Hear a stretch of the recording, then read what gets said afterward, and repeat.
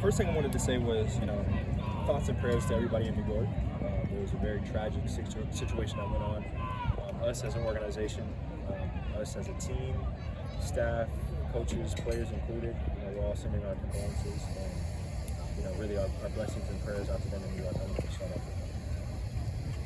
What have been your takeaways for student guides for the defense? It's been fun. I think that's the biggest thing is you look at a team, a really young group of defensive guys that have been just building on the momentum that we really had, you could say, for the second half of the season. And there has been so much, not only improvement, but just you can see guys like, I said this earlier, every guy in their own way could be a captain. We just have the mindset of just putting our best foot forward each and every day. But it's been fun watching these guys, especially up front, wreak havoc. Secondary's been doing their thing, and then obviously, the linebackers have been great. So it's fun. It's going to be a really, really, really tough week. What's been your impression of Nate? Oh man, you know what's funny? I went to the East-West Shrine Bowl with Nate, and I kind of saw his ability there. Fantastic player. I almost want to call him Peanut Punch Landman. He has just a knack for the ball, and we see so many clips. Coach McVay shows them in the team meeting room of him doing it at Atlanta, and then you see it out here. You understand why he's able to cause those turnovers. Practices the right way.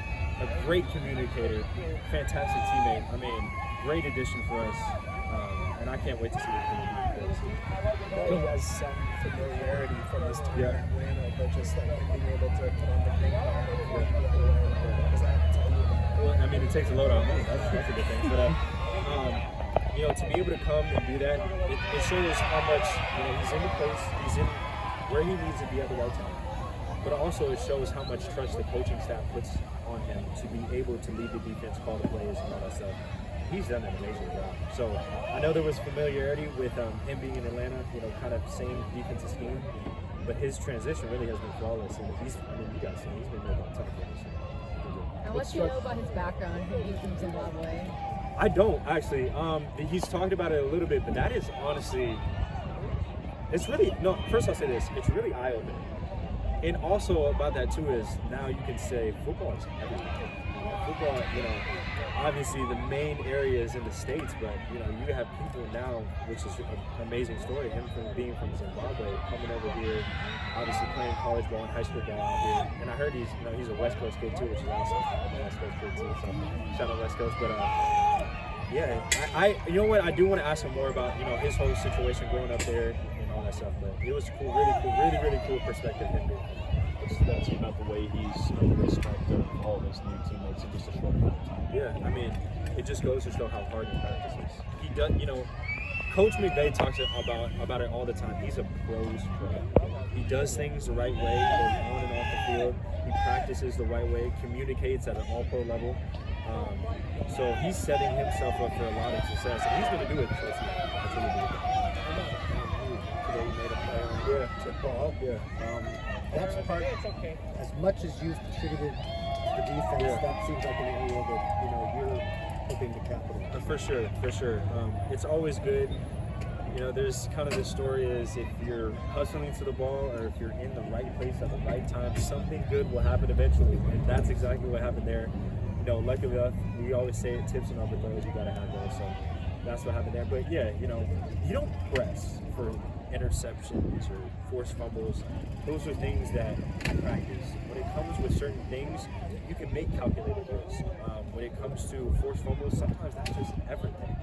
Eventually, if you're in the right place, like I talked about. What have you noticed this year about how the run defense has changed with the new additions? Anybody standing out? Puna forward. Man, Puna. Like, I know Kobe talked about it when he was on the Puna as advertised. I'll say it again, as advertised. But great addition. You just bring in guys not only that fit the culture, but just have an elite ability to do certain things. Puna is just a force to be reckoned with, in the trenches. He's done a great job of kind of meshing with the defense. Great personality, great teammate, but that was one of the areas of emphasis from last year that we wanted to focus on this year. How can we do better against the run? How can we be in different coverages or personnel groups to be able to shut it down? Because as you guys know, we have a great pass rush. and anybody can see that, but how can we stop those early downs so that we have more opportunities to rush them? And bringing in guys like that help us do that. Couple more We're guys. used to you lining up all over the place, but we've seen a lot of you at start this game. How do you kind of view, as it's still evolving, but how do you view your role in this stuff? Yeah, very similar to last year. Ability to line up in different spots, whether that is, back deep, whether that is in the box, off the edge, blitzing, man zone. At the end of the day, I want to be as versatile as I can. Nothing has really changed from last year. We're still early in camp, so, the whole defense and all that stuff, we're kind of making areas of emphasis for the game. Yeah, nothing too much has changed, and I'm happy with it. Anything else? It's